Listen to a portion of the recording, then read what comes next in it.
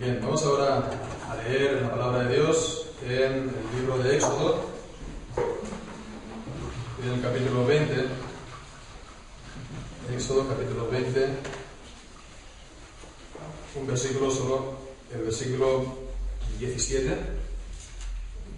Éxodo 17. Éxodo 20, 17. Dice así la palabra de Dios: no codiciarás la casa de tu prójimo, no codiciarás la mujer de tu prójimo, ni su siervo, ni su criada, ni su buey, ni su asno, ni cosa alguna de tu prójimo. Amén. El Señor bendiga su santa palabra. Bien, pues con el mensaje de hoy ya llegamos al último mandamiento del Decálogo. Hemos estado estas semanas y meses tratando este Decálogo, estos 10 mandamientos. Y bien, pues vemos en este último mandamiento, ya es el último mandamiento, ya no queda más por ver. Este es el 10º mandamiento del Decálogo. Entonces digo esto también, ¿no?, recordando lo que se vio en su momento, hace ya mucho tiempo, al comenzar la serie acerca del orden del Decálogo. Porque la Iglesia, sobre todo la Iglesia romana, aunque también hay otras, dividen este último mandamiento en dos, ¿no? Y dicen, no codiciarás la mujer de tu prójimo es una cosa, ¿no? Y no codiciar la casa de tu prójimo, los bienes de tu prójimo, etcétera, etcétera, es otra. Codiciar a la mujer es un mandamiento y codiciar los bienes es otro. Ya vimos que esto no puede ser así. Primero porque, hay un resultado, no sabemos si hay una finalidad, un propósito, ¿no? Pero hay un resultado claro, que es escamotear el segundo mandamiento de las imágenes. Se escamotea, se oculta.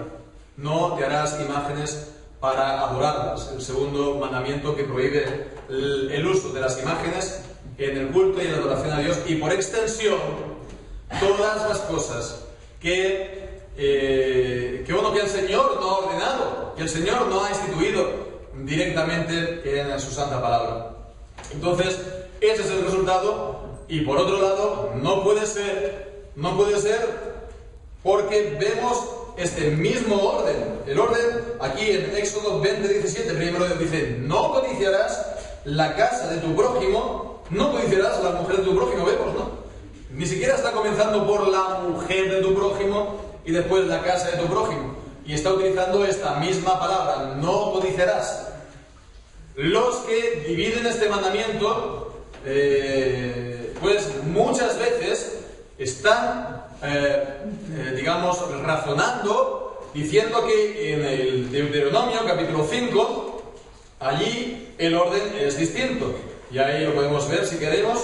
En el Deuteronomio, capítulo 5, vemos, versículo 21, dice: no codiciarás la mujer de tu prójimo, ni desearás la casa de tu prójimo. Y ahí vemos que cambia también el verbo. No codiciarás y no desearás. En hebreo también hay dos verbos diferentes, pero estos dos verbos son sinónimos. Es como decir que alguien es listo e inteligente. Son dos sinónimos que vienen a decir lo mismo. Y además no puede ser, ¿por qué? Pues que vemos que este versículo y este mandamiento tiene que ser en el fondo lo mismo, tanto aquí como en Deuteronomio. Y en Deuteronomio es completamente imposible. No codiciarás la casa de tu prójimo, no codiciarás la mujer de tu prójimo. Primero viene: no codiciarás la casa de tu prójimo, y después repite: no codiciarás la mujer de tu prójimo. Es la misma palabra: no codiciarás la mujer de tu prójimo. No cambia los nombres. Y fijémonos, hemos leído en Deuteronomio 5:21, el verbo que se utiliza allí para la mujer es no codiciarás. Es el mismo verbo que nos encontramos, el único verbo que nos encontramos en Éxodo 20, versículo 17. Con lo cual vemos, no está hablando de dos clases distintas de deseo, ¿verdad? Está hablando de la codicia en general, y lo está se está diciendo distintas cosas que se pueden codiciar del prójimo. Entonces, eso ya lo vimos en su momento. Y bien, pues ahora ya que estamos ya concluyendo esta serie del Decálogo, podemos, tal como hicimos la última vez, pues sentar principios generales acerca de la ley. Vimos la última vez, hace un par de semanas, que la ley en la palabra de Dios se puede comparar a una red, ¿no? Es decir, que los mandamientos del Decálogo están ligados entre sí, ¿no? Y también los mandamientos del Decálogo, de los 10 mandamientos, con toda la ley en la Biblia. Es una red, se puede decir. Podemos hablar de sistema de moralidad, de la misma manera que decimos también de sistema de doctrina, en cuanto a las doctrinas, en cuanto a la enseñanza, pues también en cuanto a la moralidad de la Biblia. Y entonces, bueno, pues ahora podemos ver, ya para concluir, un principio que es válido para este versículo, pero también para toda la ley en general. ¿Cuál es? Que la ley es espiritual. La ley de Dios es espiritual. La ley de Dios no tiene que ver solamente con los actos, con las cosas que se hacen o que no se hacen, sino que la ley de Dios, sobre todo, primeramente apunta al corazón, y es por medio del corazón que se cumple la ley de Dios, o no se cumple la ley de Dios. Y esto lo vemos aquí en este versículo. ¿Por qué? Vemos, está hablando del no codiciarás a la mujer de tu prójimo, ¿no? Bueno, pues vemos que está relacionado también con las palabras de Jesús en el Sermón del Monte. Cualquiera que mira a una mujer para codiciarla, ya adulteró con ella en el corazón. Entonces tiene que ver también con el mandamiento y el pecado del adulterio, ¿no? El mandamiento acerca del adulterio, el pecado del adulterio. Pero después también tiene que ver con el mandamiento del no robarás. No robarás nada a tu prójimo, nada de su casa, de sus bienes, etcétera, etcétera, etcétera. Entonces fijémonos, ¿no?, que además entonces del mandamiento a no cometer adulterio y el mandamiento a no robar, pues el Señor en su palabra añade este otro mandamiento a no codiciar nada del prójimo, ni su mujer, ni ningún bien suyo. ¿Para qué? Pues para que, digamos, la cosa se trate de raíz y se corte de raíz. ¿Por qué? Pues porque si se deja la codicia a la mujer o a los bienes, pues va a acabar o en el adulterio o en el robo. Con lo cual vemos que la palabra de Dios está apuntando al corazón, ¿verdad? Para que guardemos la palabra de Dios de esta manera. Bien, pues este mandamiento, decimos, es, sobre todo, es eminentemente espiritual como los demás, pero tal vez este más claramente. ¿En qué vemos esto? Esta naturaleza, digamos, espiritual de este mandamiento. Pues fijémonos, ¿no?, primeramente en el hecho de que está hablando de un deseo. Un deseo. ¿La codicia qué es? Pues es, sobre todo, un deseo, ¿no? La palabra, pues el verbo que se utiliza aquí significa básicamente, en hebreo, es el del desear. ¿Qué es lo que se desea? Se desea algo que es bueno, algo que es bello, algo que es hermoso, y por eso mismo, entonces, se desea, ¿verdad? Por eso mismo se desea, porque es bello, hermoso, etc. Entonces, esto es algo que ya, pues, está desde los mismos, se puede decir, orígenes del hombre. Desde los mismos orígenes del hombre encontramos que el hombre desea. Encontramos esto antes de la caída en el pecado. vemos en el capítulo 2, versículo 9, dice que Jehová Dios hizo nacer de la tierra todo árbol delicioso a la vista. Es la misma palabra, la misma raíz de deseable, codiciable. Entonces, dice, delicioso a la vista y bueno para comer. También el árbol de la vida en medio del huerto y el árbol de la ciencia del bien y del mal. Bien, pues entonces vemos que ya el hecho de desear lo bueno, lo bello, lo hermoso, en sí mismo no es malo, sino que el hombre creó así. Dios creó así al hombre. Por supuesto que vino después el pecado y esto, pues, digamos, también afectó, ¿no? De hecho, el pecado tuvo su origen también en esto mismo. Porque leemos en el capítulo 3, en el versículo 6, acerca del árbol del conocimiento del bien y del mal. Dice que vio la mujer que el árbol era bueno para comer y que era agradable a los ojos. Dice árbol codiciable. Es la misma palabra. Es la misma palabra que nos encontramos en el capítulo 2, versículo 9, y también la misma raíz que en el Éxodo, que pues era deseable para alcanzar sabiduría. Bueno, pues entonces vemos que ahí se deseó para mal, ¿no? Pero con todo y con eso, el hecho mismo de desear no es algo condenable en sí mismo.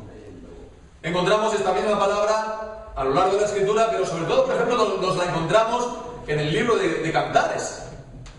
En el libro de Cantares nos encontramos también, pues dice que esta misma raíz, mi amado es codiciable. Y se dice codiciable tú al amado, a la amada también, con lo cual vemos, está hablando entonces del deseo, ¿no? Del mutuo encanto entre el esposo, la esposa. Está pues hablando de la belleza que a sus ojos tiene cada uno. Y entonces pues vemos esto en sí mismo no es malo. Entonces el problema no es que se desee, ¿verdad? Que se desee así en general las cosas de la vida, ¿no? O que se desee pues al marido o a la mujer. Y digo esto porque no hay que confundir el cristianismo, la verdad de la palabra de Dios, con estas otras versiones que se dan, ¿no? De que prácticamente plantean de que está mal el deseo del hombre, o que el deseo, que realmente el hombre tiene que desprenderse de todo apego, de todo deseo aquí relativo a esta vida, de todo deseo relativo a, incluso pues a la familia, etcétera, etcétera. Esto no es nada bíblico. Estos son pues otras religiones, son las religiones paganas, las religiones orientales, ¿verdad? Budismo, pues el hinduismo, etcétera, etcétera. Es un poco la filosofía que hay detrás de ellas, ¿no? Y es un poco también lo que nos encontramos muchas veces en esta versión aquí occidental, ¿no? Que es la nueva era, el New Age, la nueva era, que te viene un poco la idea que hay detrás de ella, es que las cosas de esta vida pues son malas, ¿no? Lo material es malo. Las cosas de esta vida normales como, la familia, el trabajo, son inferiores. Que realmente el problema del hombre es estar demasiado centrado en ellas, demasiado apegado a ellas, ¿no? Entonces, pues si ese es el problema, según ellas, la solución que es llegar a desprenderse de ellas, llegar, digamos, a que éstas no te atraigan nada. Y ahí está, pues, todas estas prácticas del yoga, de todas estas prácticas así orientales, etcétera, etcétera, para, digamos, ascéticas, para desprendernos, ¿no? de todo apego, de todo deseo por esta vida. Y de esta manera, según ellos, pues, llegar un poco al estado superior, ¿no? Al estado superior del cual se cayó. Pero esto no tiene nada que ver con la Biblia. Esto no tiene nada que ver con la Biblia. El problema, según la Biblia, no es lo material. Lo material es creación de Dios. Dios creó los cielos y la tierra. Dios creó la familia. Dios creó el trabajo. Por medio de todas estas cosas se puede glorificar a Dios, se debe glorificar a Dios. Ese no es el problema.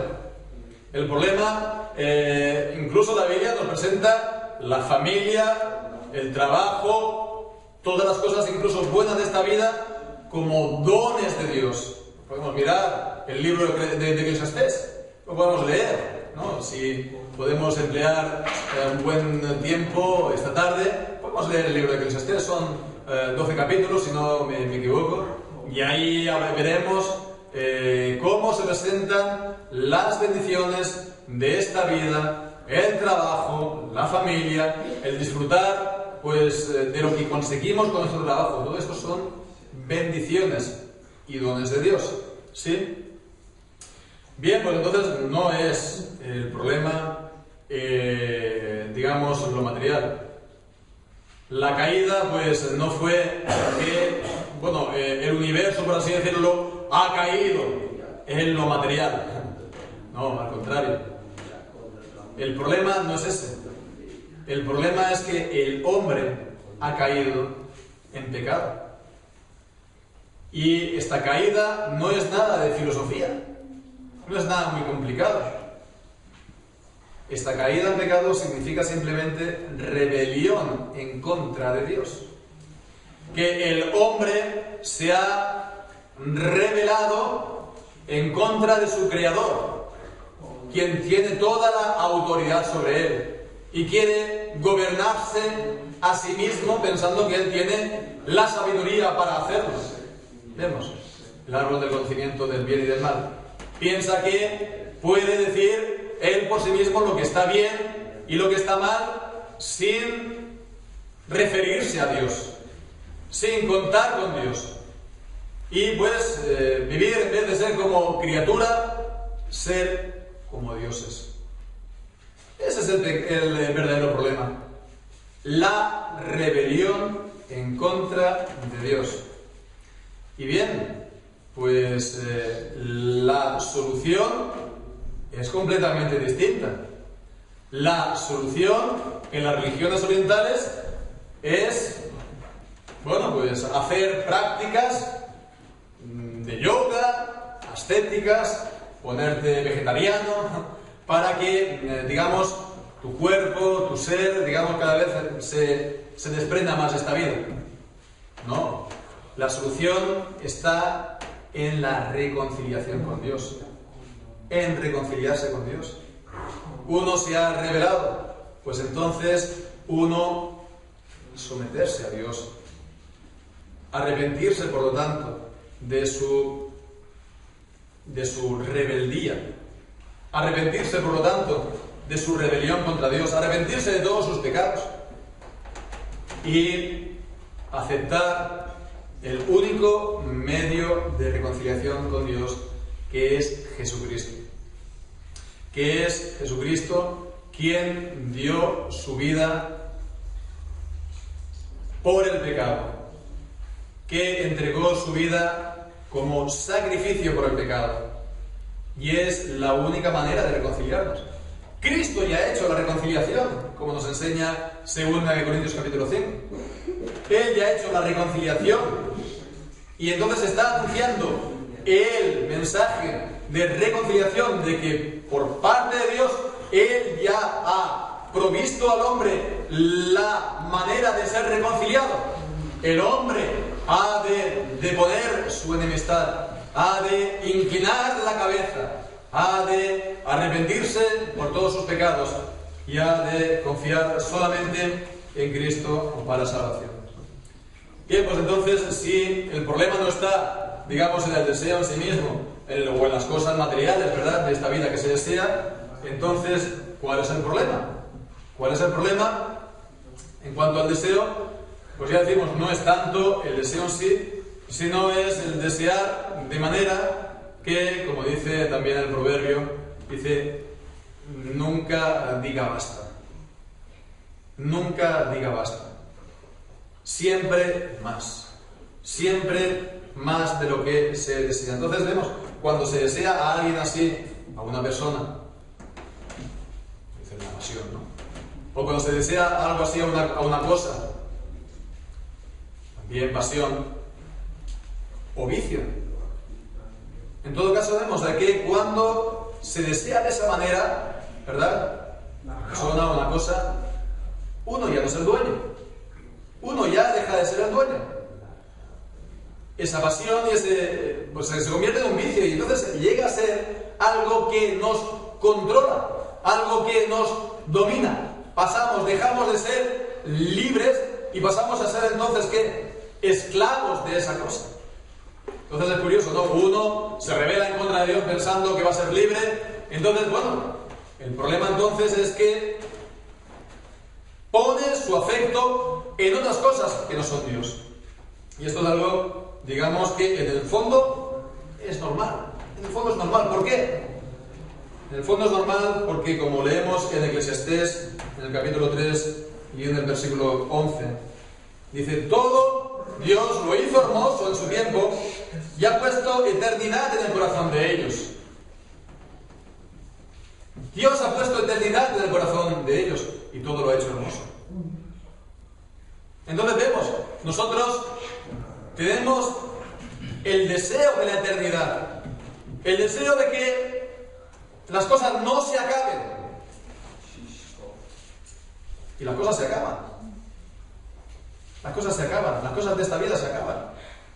Las cosas de aquí abajo se acaban por la maldad y el pecado del hombre que ha hecho que la muerte entre en el mundo. Pero vemos que el hombre está hecho y creado por Dios de esa manera que tenga la eternidad en el corazón. Si uno no tiene a Dios, va a desear de esa manera.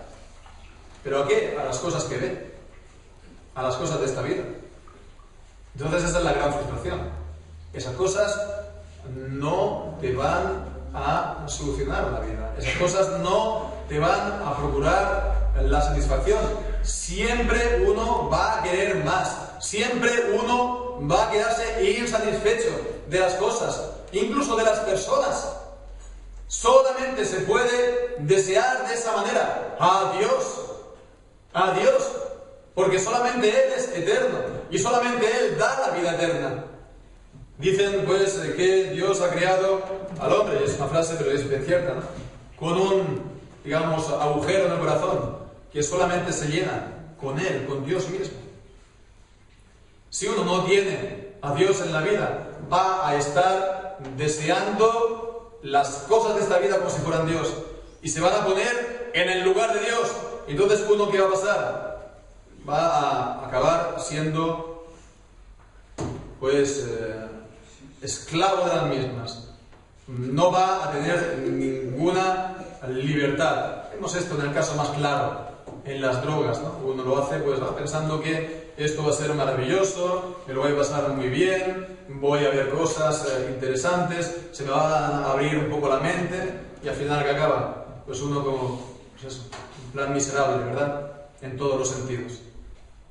Que no puede pues vivir sin esa droga. Todo lo que pongamos en el lugar de Dios es para nuestro mal. Ese es el problema. El desear las cosas en el lugar de Dios. Pero bueno, también es cierto que, por otro lado, ya pasando al segundo punto, digamos, del mensaje, también es cierto que las cosas tampoco se tienen que ver así, digamos, en abstracto, ¿no? En abstracto, ya sabéis, ¿no? Está la pintura abstracta, ¿no? Que no tiene ninguna forma, no se ve ahí nada, ninguna casa, ningún campo. Entonces no hay ninguna relación con lo que se ve, con lo que conocemos. Sin embargo, el pintor quiere transmitir alguna idea o quiere transmitir algún sentimiento, pero sin ninguna relación con lo que conocemos, con lo que vemos. Entonces, tampoco hay que ser muy así cuando hablamos, porque, a ver, las cosas también se tienen que referir más a la realidad. Y fijémonos que en la Biblia, aquí, volviendo aquí a Éxodo 20, 17, está hablando también de esta manera. Porque no está hablando ahora del deseo así en abstracto, aunque también la palabra de Dios habla de esa manera, ¿no? La palabra de Dios habla de esa manera, por ejemplo, en 1 de Juan, capítulo 2, cuando dice dice en el capítulo 2, en el versículo del 16, todo lo que hay en el mundo, los deseos de la carne, los deseos de los ojos, la vanagloria de la vida, no proviene del Padre, sino del mundo. Esta es algo un poquito, pues, se puede decir, más abstracto, ¿no? Pero aquí en Éxodo, si nos fijamos, Éxodo 20, 17, dice, no codiciarás la casa de tu prójimo. Vemos que en concreto dice la casa de tu prójimo. Y primeramente la casa y después de tu prójimo, ¿no? De tu prójimo. La mujer de tu prójimo. Su siervo, su criado, su buey, cosa alguna de tu prójimo. Entonces vemos también este énfasis, tu prójimo. Porque las cosas normalmente tienen dueño, ¿no? Sí, bueno, las cosas que pasamos y vemos en los escaparates de las tiendas, bueno, no tiene dueño que lo haya comprado, pero tiene dueño que es el dueño de la tienda. Es el propietario hasta que uno lo compra, ¿no?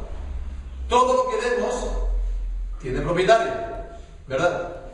Entonces, a veces a nosotros, al ver las cosas, estamos deseando tanto que estas cosas se nos olvidan, ¿no?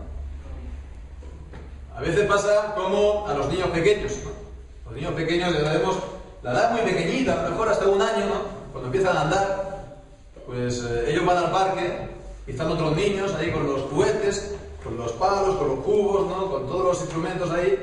Y entonces, bueno, un niño de un año ve eso y dice, ¡oh, qué maravilla! Esto es el paraíso, ¿no? Entonces va directo a coger todas las cosas del niño, de los demás niños, ¿no?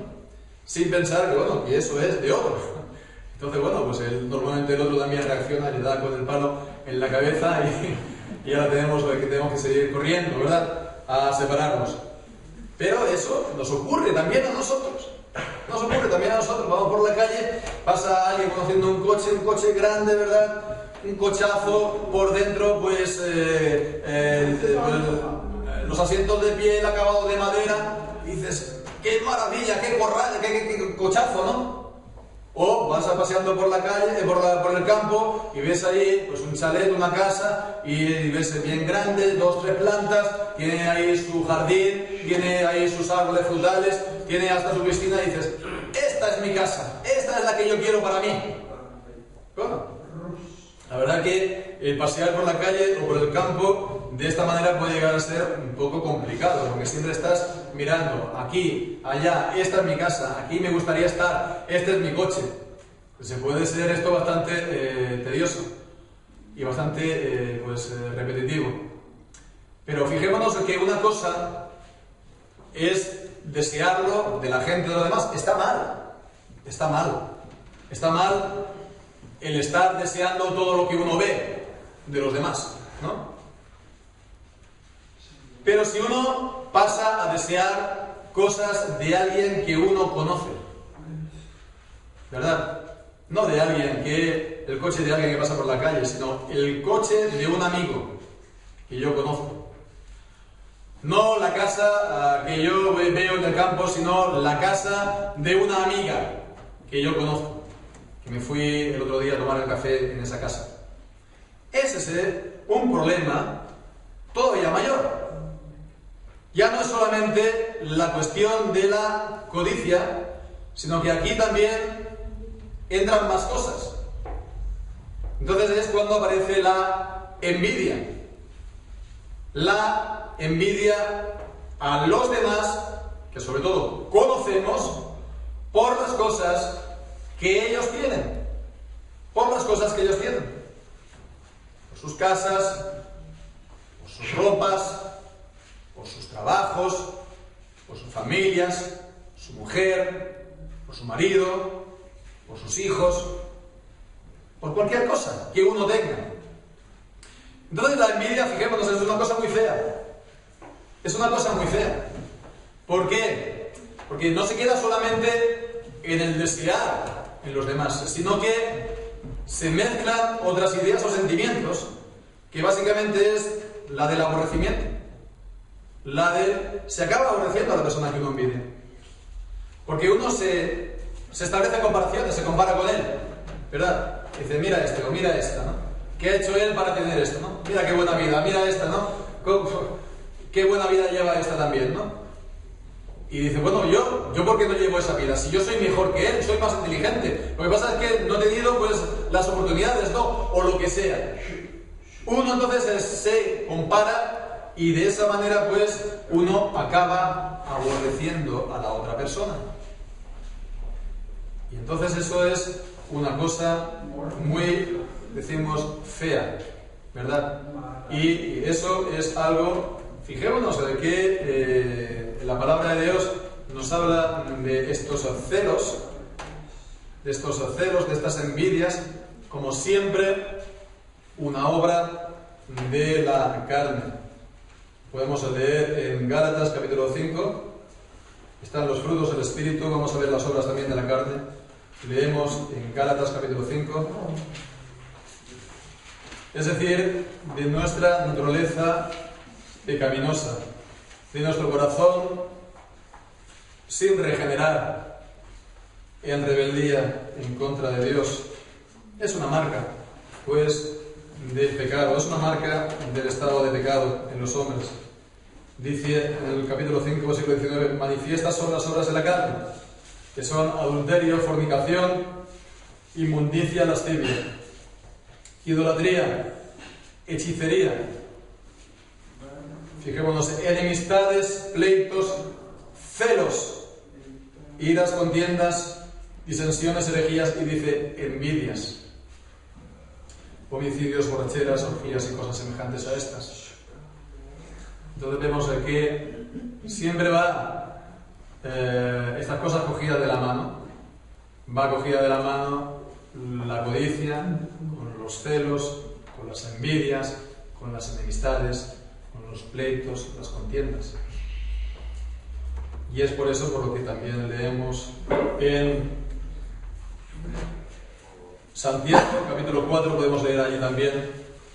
Santiago, capítulo 4, leemos del versículo 1, dice, ¿de dónde vienen las guerras y los pleitos entre vosotros? ¿No es de vuestras naciones, de vuestras pasiones, las cuales combaten en vuestros miembros? Dice, codiciáis y no tenéis. Matáis y ardéis de envidia, pero no podéis alcanzar. Combatís y lucháis, pero no tenéis lo que deseáis porque no pedís. Pedís y no recibís porque pedís mal, para gastar en vuestros deleites. Y vemos aquí, Santiago está diciendo esto a quién? Está diciendo esto a creyentes en iglesias. Con lo cual vemos aquí hay un peligro también para los creyentes y los cristianos, de que tengamos codicia y envidia de otros. Incluso dentro de la iglesia, codiciáis y ardéis de envidia, que eso se pueda dar incluso en el interior de la iglesia. Se puede desear a lo mejor cosas que el hermano tiene o la hermana tiene, tanto materiales como inmateriales, ¿verdad? Familia, etcétera, etcétera, lo que sea, estudios, preparación, lo que sea. ¿Se puede codiciar eso? Pero uno se puede llegar a preguntar, ¿se puede haber celos? ¿Se puede haber codicias? ¿Se puede haber envidias de cosas espirituales? De lo que el Señor ha repartido espiritualmente a otros creyentes, de su experiencia con el Señor, de su avance en la santidad, de sus virtudes, de sus buenas obras, de su ministerio, si el Señor se lo ha concedido. Pues fijémonos, es una cosa también a planteárnoslo. Hemos de examinarnos a nosotros mismos. Hemos de poner nuestra vida y nuestro corazón a la luz de la palabra de Dios. Y hemos de examinarnos. Porque podemos ver ahora en Romanos 7, en el versículo 7, las palabras del apóstol Pablo, Romanos 7, versículo 7, y allí leemos: ¿qué diremos? Pues la ley es pecado en ninguna manera. Pero yo no conocía el pecado sino por la ley, porque tampoco conociera la codicia si la ley no dijera: no codiciarás. A continuación, pues viene también toda la experiencia del apóstol Pablo con la ley de Dios. Cómo la ley de Dios le descubre su pecado, y no solamente le descubre su pecado, sino que le lleva al pecado y hace que se despierte el pecado en sí mismo, en él mismo, en Pablo. Entonces, de esa manera vemos al apóstol Pablo. Sí, sabemos también que en cuanto a este pasaje hay muchos que piensan que aquí no está hablando Pablo de sí mismo como creyente, sino que está hablando de su vida anterior, pero eso no, si lo miramos esto con atención, no se corresponde con lo que está aquí diciendo Pablo. Pablo está hablando de sí en el presente, y él entonces dice en el versículo 22, según el hombre interior me deleito en la ley de Dios. En el presente, ¿quién se deleita en la ley de Dios? Los creyentes. Pero dice, veo otra ley en mis miembros, dice, veo, no veía, veo, que se revela contra la ley de mi mente y que me lleva cautivo a la ley de pecado que está en mis miembros. Dice, miserable hombre de mí, ¿quién me librará de este cuerpo de muerte? ¿Quién me librará? Y entonces dice pues que eso es su experiencia actual, desde el punto de vista de la carne, ¿verdad? Después tiene por supuesto el Espíritu, tiene la ayuda de Dios, como nos enseña en el capítulo 8, para que no andemos en la carne, sino según el Espíritu. Sí, pero esa lucha continua con la carne la tenemos. ¿Por qué? Porque esa carne está en nosotros. Entonces hemos pues también de hacer esto, poner nuestra vida, ¿verdad?, a la luz de la ley de Dios, para que el Señor nos descubra si hay en nosotros también estos pecados que estamos hablando, ¿verdad?, de la codicia, de la envidia, de la enemistad, etcétera, etcétera, etcétera. Es mejor eso, pues, es mejor eso que lo contrario, continuar adelante, ¿verdad? Y eso se convertiría en nosotros, como dice la palabra de Dios, en una raíz de amargura, como habla en la carta a los Hebreos, una raíz de amargura. Y es mejor eso que, bueno, lo que dice también Santiago en el capítulo 1, y podemos leer allí también, Santiago capítulo 1, cuando dice, versículo 13, cuando alguno es tentado, no digan que es tentado de parte de Dios, para que no, porque Dios no puede ser tentado por el mal, ni él tienta a nadie. Y dice en el versículo 14, sino que cada uno es tentado cuando de su propia concupiscencia es atraído y seducido. Entonces la concupiscencia, después de que ha concebido, da luz el pecado, y el pecado, siendo consumado, da luz a la muerte. Aquí está hablando de la concupiscencia, pero lo que estamos aquí viendo también es aplicable a lo que estamos ahora tratando de la codicia. Si dejamos la codicia andar por sus fueros, ¿verdad?, pues ella va a dar a luz el pecado, y el pecado se va a consumar, y el pecado va a dar luz muerte. Así, por lo tanto, pues, hagamos esto, pongamos nuestra vida y nuestro corazón delante de la palabra de Dios, delante de la ley de Dios, y pidamos al Señor, examíname, Señor, y conoce mi corazón.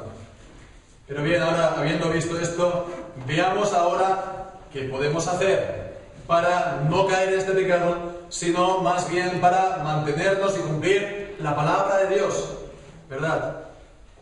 Pues en primer lugar, sobre todo, hay una cosa que está clara. Si la codicia no tiene en cuenta al prójimo para nada, pues para cumplir verdaderamente el deber contrario, no caer en el mandamiento, en el pecado, ¿qué hay que hacer? Sobre todo, amar al prójimo. Amar al prójimo. El que codicia y envidia, pues en el fondo se entristece de que al otro le vaya bien las cosas. El que ama al prójimo, y sobre todo, dentro del prójimo al hermano, se alegra de que le vaya bien las cosas. Se alegra de que él, pues, mejore, él avance. Y la palabra de Dios en Romanos capítulo 12 ya nos lo dice y nos exhorta: gozaos con los que se gozan, llorad con los que lloran. No veáis entonces pues las cosas buenas de los demás como solamente de ellos también en la parte que os toca no podéis gozar de ello, de que al hermano o a la hermana pues le van bien las cosas, movido por el amor. En segundo lugar, también lo que hemos de hacer es contentarnos con lo que Dios nos ha dado. El contentamiento.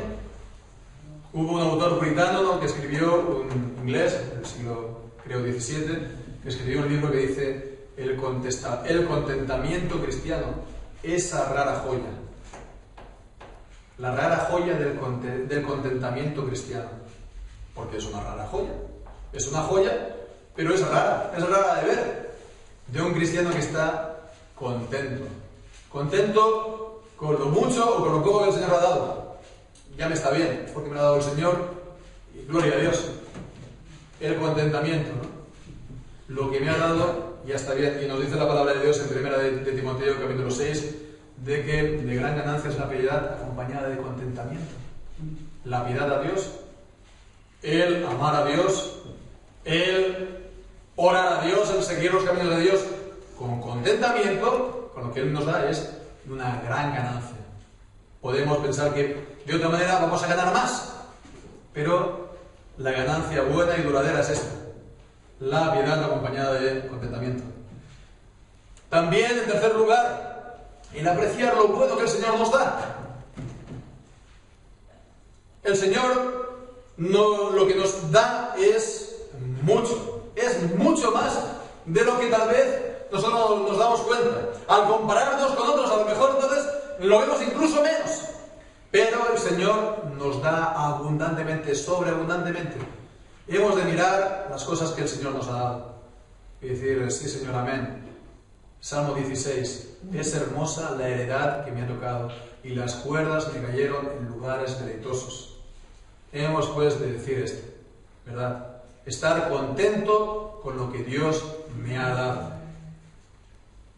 Y bien, por último, hemos dicho de todo esto, pero por último hemos de desear, sí, las cosas de Dios.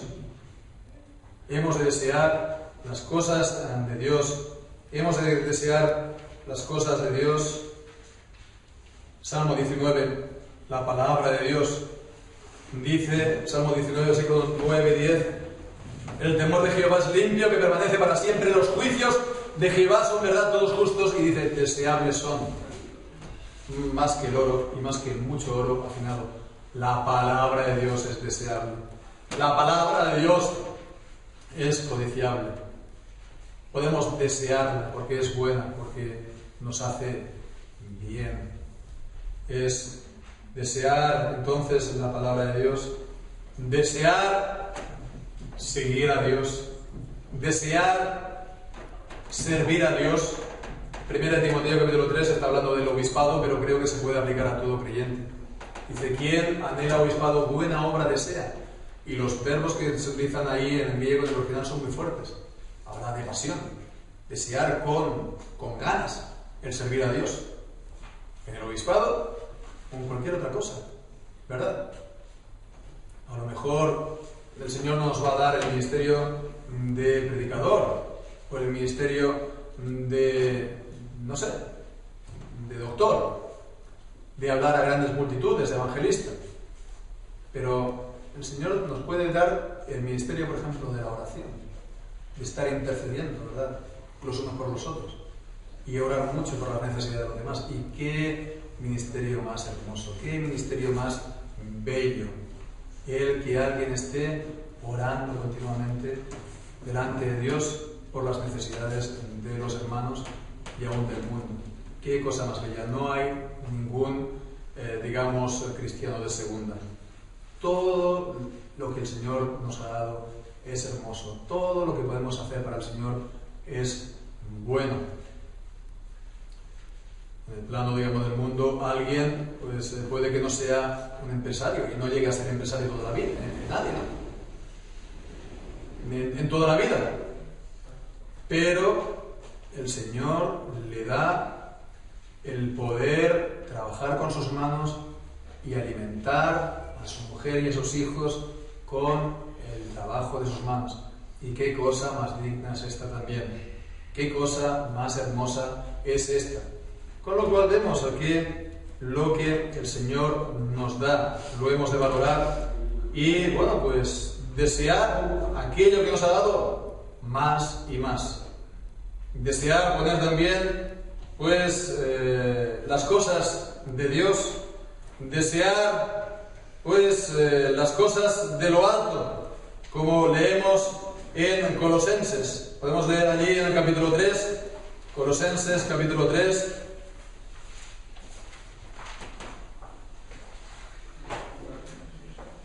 Dice: si pues habéis resucitado con Cristo, dice, buscad las cosas de arriba donde está Cristo sentado a la diestra de Dios.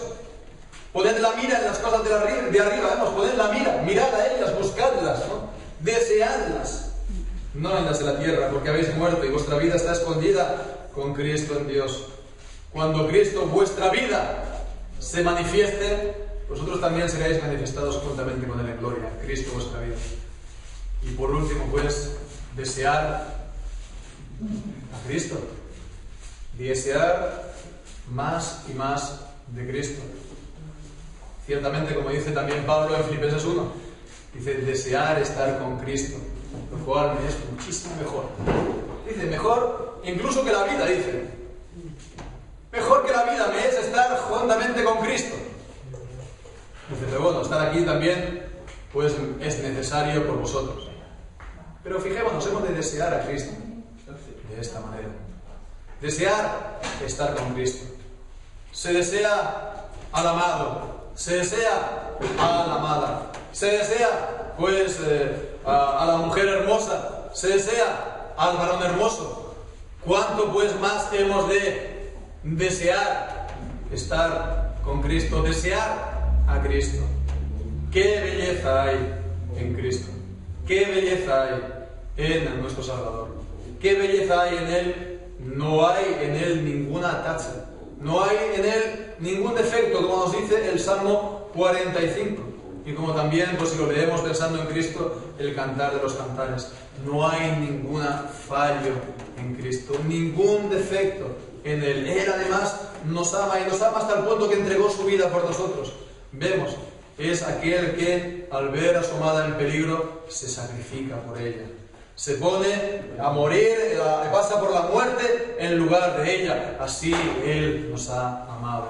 Pero Él vive. Él no solamente se quedó en la tumba, Él vive. Así que podemos estar juntamente con Él ahora también. Andar con Él. Conversar con Él. Querer estar más a solas con Él. Buscarle a Él más y más. Y orar más y más a Cristo y amar más y más a Cristo. Amar más y más a aquel que nos ha amado a nosotros primero y nos ha amado a nosotros de tal manera. Pues hermanos, que así sea, que deseemos de esta manera a nuestro Señor Jesucristo, deseemos de esta manera a Dios, deseemos de esta manera las cosas del reino, su justicia perfecta, deseemos pues la palabra de Dios y a nuestro Salvador una vez más, por encima de todas las cosas. Porque es lo único que va a satisfacer para siempre nuestro corazón. Así sea con todos. Amén.